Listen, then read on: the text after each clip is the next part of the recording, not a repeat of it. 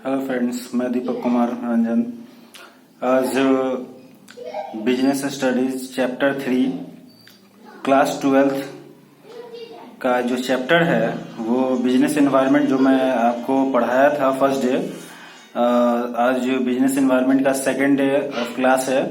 आज दूसरा दिन है जिसमें आज का टॉपिक है dimensions of business environment. Dimension का मतलब होता है टाइप, ठीक है, मतलब कि व्यवसायिक वातावरण के तत्व।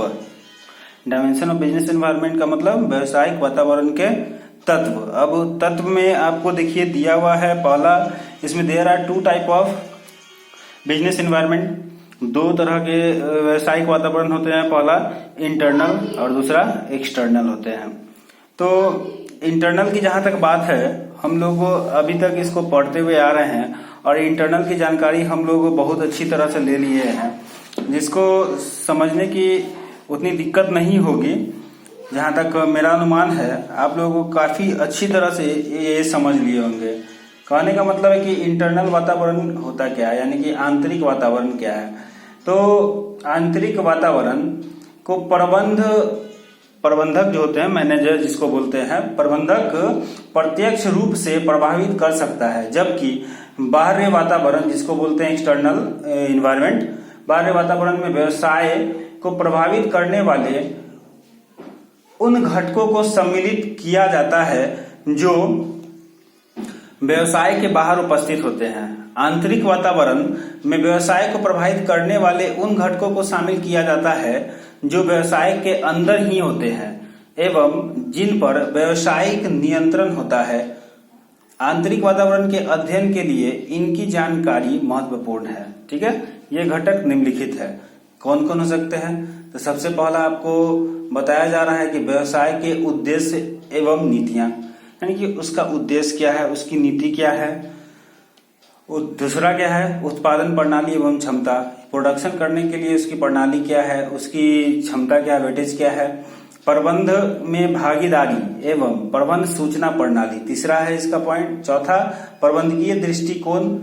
पांचवा संचालक मंडल की रचना। छठा संगठनात्मक ढांचा एवं सातवां जो है आपका मानवीय संसाधन की विशेषताएं। तो ये सभी चीज उपयुक्त समस्त घटक व्यवसाय के निर्णयों को प्रभावित करते हैं, तथापि ये घटक प्राय व्यवसाय के नियंत्रण में होते हैं, इसलिए इन्हें पूरी तरह से व्यवसायिक वातावरण में शामिल नहीं किया जा सकता। तो ये था इंटरनल के बारे में जानकारी, इसको मैंने आपको दे दिया। अब उसके बाद बात आती है एक्सटर्नल की, कि एक्सटर्नल के बारे में अब जानना है तो एक्सटर्नल में क्या क्या आता है। तो एक्सटर्नल में पहला इकोनॉमिक आ गया, दूसरा आपको सोशल आ गया, तीसरा आपको टेक्नोलॉजिकल आ गया, चौथा आपको पॉलिटिकल आ गया और पांचवा आपको लीगल आ गया।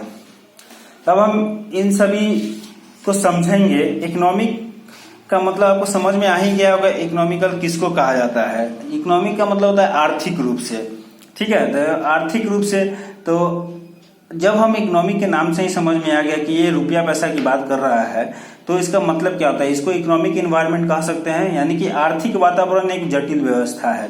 इसको समझना आसान नहीं है क्योंकि इनमें बहुत सारे घटक हैं, यानी कि इसके बहुत सारे पॉइंट्स हैं। उसको समझना होगा जो आपके बुक में दिए हुए हैं, उनको आप लोग एक बार पढ़िएगा।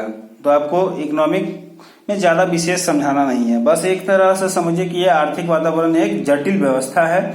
इस व्यवस्था में रुपया पैसा को ही शामिल किया जाता है, ठीक है। दूसरा आपका सोशल है। सोशल की बात जहां तक आ जाती है तो सोशल में क्या हमको समझना है। सोशल का मतलब होता है सामाजिक, है ना, सामाजिक वातावरण। सोशल इन्वायरमेंट, सोशल मतलब सोशल इन्वायरमेंट यानी कि सामाजिक वातावरण। क्या है? समाज तथा संस्कृति प्रबंध का आधार है, ठीक है। क्या है? समाज तथा संस्कृति प्रबंध का आधार है, अतएव प्रबंधक को सामाजिक ज्ञान का होना अत्यंत आवश्यक है। सामाजिक वातावरण के अंतर्गत सामाजिक मूल्य, सामाजिक परंपराएं, सामाजिक संस्थाएं, सामाजिक मान्यताएं, शिक्षा, सामाजिक विश्वास आदि आते हैं। संस्कृत वातावरण से अभिप्राय देश की संस्कृति, परंपराओं, धारणाओं, रीतियों एवं दृष्टाओं के संयोजन से है ना। इन सभी बातों के बारे में बताया जा रहा है जो बहुत सारी प्रभावशाली है जो उसकी योजनाओं से है। तीसरा आपका पॉइंट क्या है, टेक्नोलॉजिकल। टेक्नोलॉजिकल मतलब अब आ जाता है प्रौद्योगिकी, जिसको बोलते हैं तकनीकी वातावरण। टेक्नोलॉजिकल इन्वायरमेंट का मतलब होता है तकनीकी वातावरण। क्या होता है, तकनीकी वातावरण।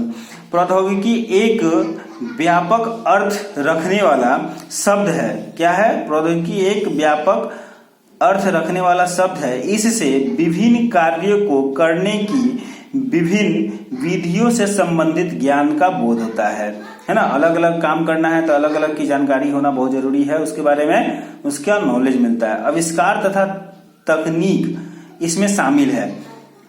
प्रौद्योगिकीय अप्रचलन तथा प्रौद्योगिकीय परिवर्तनों का उपक्रम की लागतों, लाभप्रदता, संयंत्र स्थान, उत्पाद रेखा, इनके विकास स्तर पर भारी प्रभाव पड़ता है। प्रौद्योगिकीय विकास के प्रति जागरूक न रहने का अर्थ है नाश, क्योंकि प्रतिद्वंदी जो होता है, कंपटीटर तो होता ही है इस लाइन में, तो क्योंकि प्रतिद्वंदी नए विकास का लाभ उठा लेंगे। अगर जो हमारा कंपटीटर होगा तो क्या होगा कि वो इसका बेनिफिट पूरी तरह से उठाएगा, क्योंकि हमसे आगे निकलना है, हमको कम्पीट करना है। कंपटीटर है मेरा, तो बिजनेस में प्रॉफिट वो चाहेगा कि जितना ज्यादा ज्यादा हम अर्न कर लें। तो इसी यही बात को टेक्नोलॉजिकल इन्वायरमेंट में कहा गया है, आपको बताया गया है। अगला पॉइंट आपका क्या है, पॉलिटिकल। पॉलिटिकल का मतलब ही आप लोग अच्छी तरह से समझ रहे होंगे कि राजनीतिक वातावरण। पॉलिटिकल इन्वायरमेंट का मतलब क्या होता है, राजनीतिक वातावरण। राजनीतिक वातावरण क्या है, तो आज के युग में कोई भी व्यवसाय राजनीतिक वातावरण के प्रभाव से बच नहीं सकता है। सही बात है। अगर पता चलता है लोगों को कि आप अच्छा बिजनेस कर रहे हैं, अच्छा प्रॉफिट अर्न कर रहे हैं, बिजनेस आपका अच्छा चल रहा है, तो उसमें राजनीति खेलने वाले लोग बहुत चले आते हैं, जो इसके साथ राजनीति अपना गुट खेलते हैं। तो ये आपकी क्या होती है कि प्रभाव पड़ेगा बिजनेस पे, तो इसमें राजनीति ऑब्वियसली अब होने लगता है। व्यवसाय को सरकार के दृष्टिकोण के अनुसार अपनी क्रियाओं को करना पड़ता है। अब क्या होता है कि व्यवसाय को सरकार के दृष्टिकोण के अनुसार ही करना है। अगर हम उससे थोड़ा भी इधर उधर करते हैं तो क्या होता है, सरकार उस पर हस्तक्षेप करना शुरू कर देता है और उस पर प्रतिबंध लगाना शुरू कर देता है, प्रतिबंध लगाना। तो राजनीतिक निर्णय व्यवसाय की दिशा ही बदल देते हैं। राजनीति परिवर्तन के कारण व्यवसाय की संरचना में अंतर आ जाता है। अब देखिए, राजनीति जब होगा तो क्या होगा, बिजनेस में क्या होगा कि अंतर होना शुरू हो जाएगा, है ना, डिफरेंसेस में चालू हो जाएगा। उसमें काफी तरह की कठिनाइयां भी आएगी, काफी तरह के प्रेशर भी आएगा, तो उन सभी चीजों को झेलना पड़ जाएगा।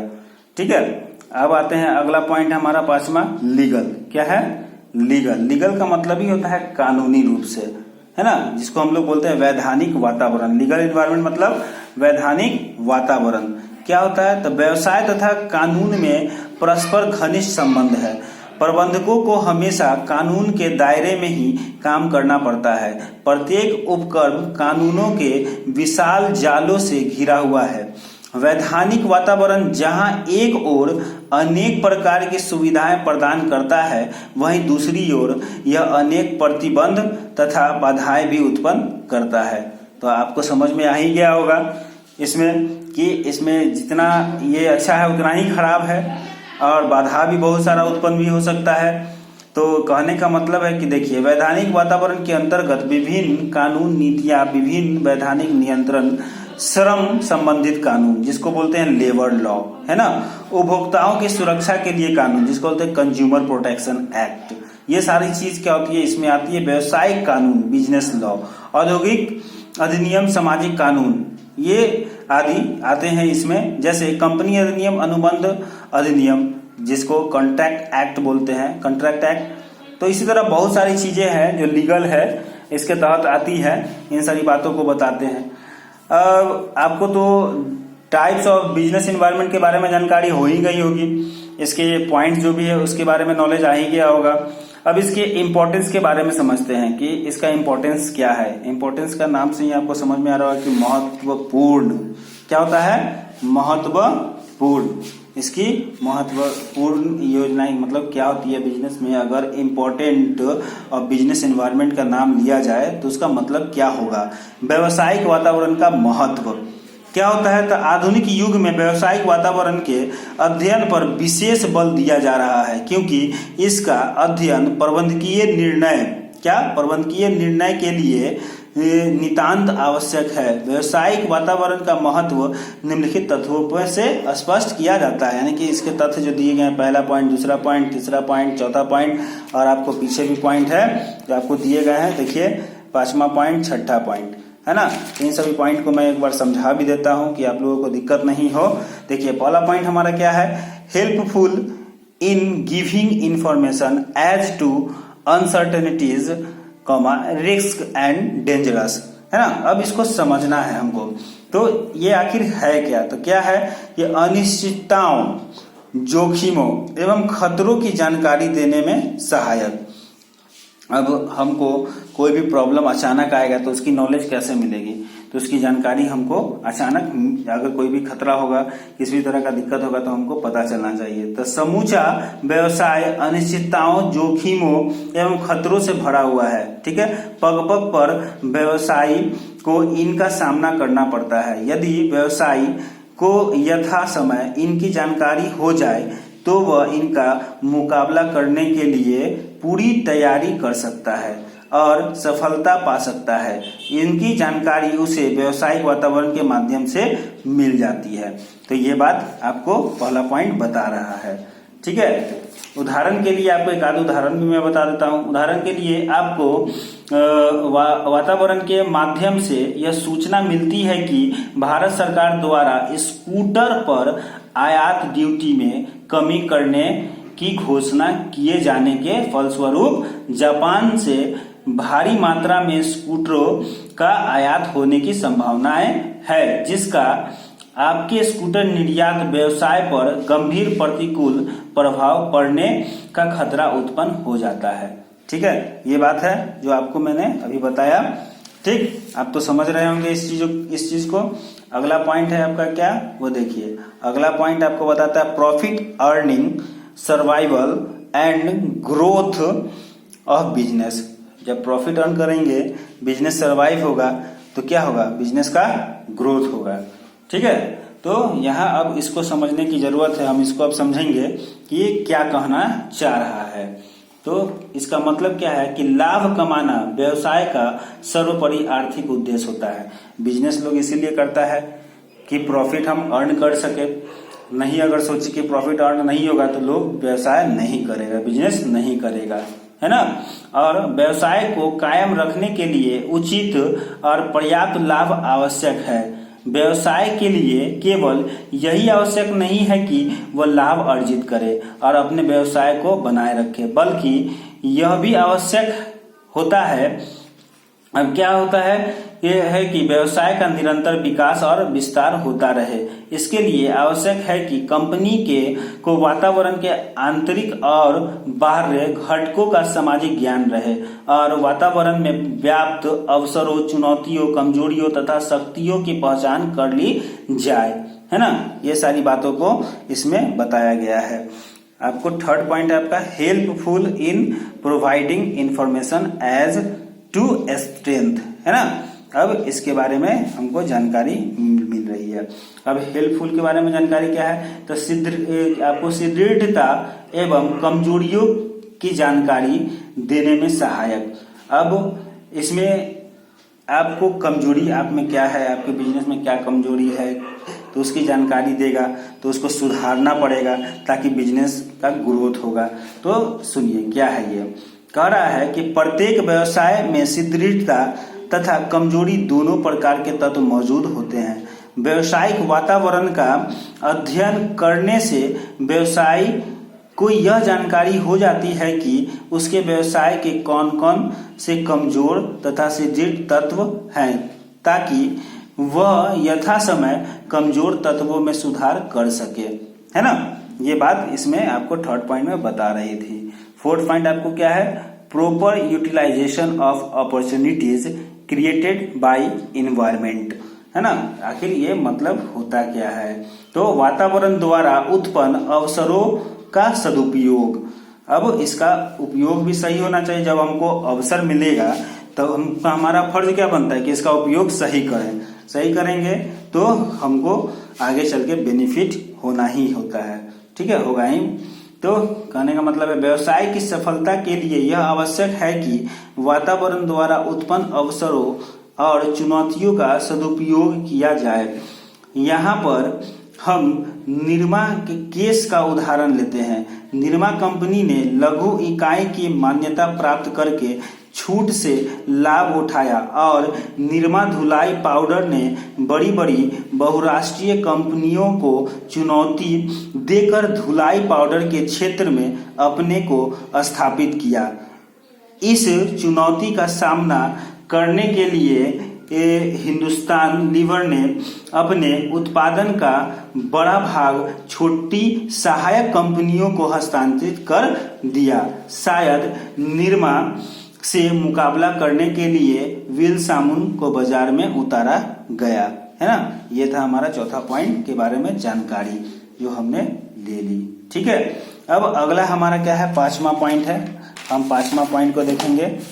पांचवा पॉइंट हमारा क्या कह रहा है, उस चीज को अब हम समझेंगे।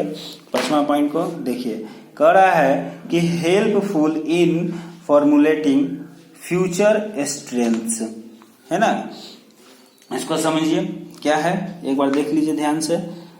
स्ट्रेटजीज आपको दिख रहा होगा।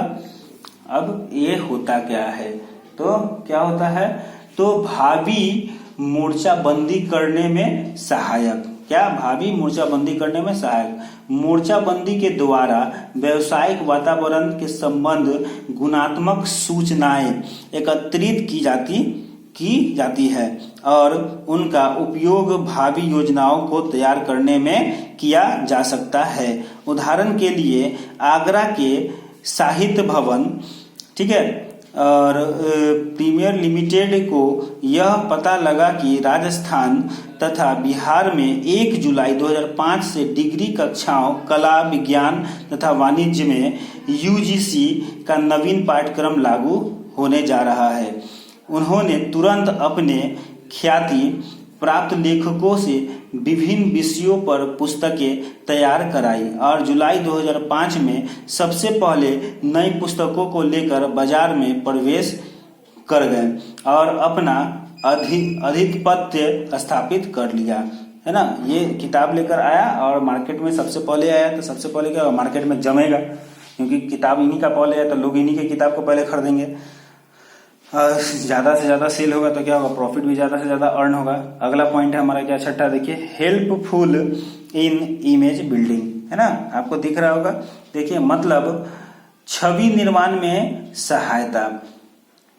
किसी भी व्यावसायिक इकाई के लिए उसकी छवि मूलाधार होती है, जैसे टाटा, बिरला, फिलिप्स, जेके, बाटा आदि। इसी के आधार पर बाजार में नया उत्पाद एवं नई सेवाएं प्रस्तुत की जाती है। व्यवसाय वातावरण व्यावसायिक इकाई छवि निर्माण में महत्वपूर्ण योगदान देता है। यदि कोई व्यावसायिक इकाई बाहरी वातावरण के प्रति संवेदनशील है तो इससे उसकी छवि निर्माण में निश्चित रूप से सहायता मिलेगी, है ना। ये था इंपॉर्टेंस हमारा जो 6 पॉइंट का था, और ये चैप्टर आज का आपका कंप्लीट हो गया, बिजनेस एनवायरनमेंट क्लियर। अब आप अच्छा से इस चीज को समझ सकते हैं और आप डील भी कर सकते हैं, सभी प्रश्नों का उत्तर सही से दे सकते हैं। कोई भी प्रॉब्लम होगा कमेंट आप कर सकते हैं। Okay, thank you.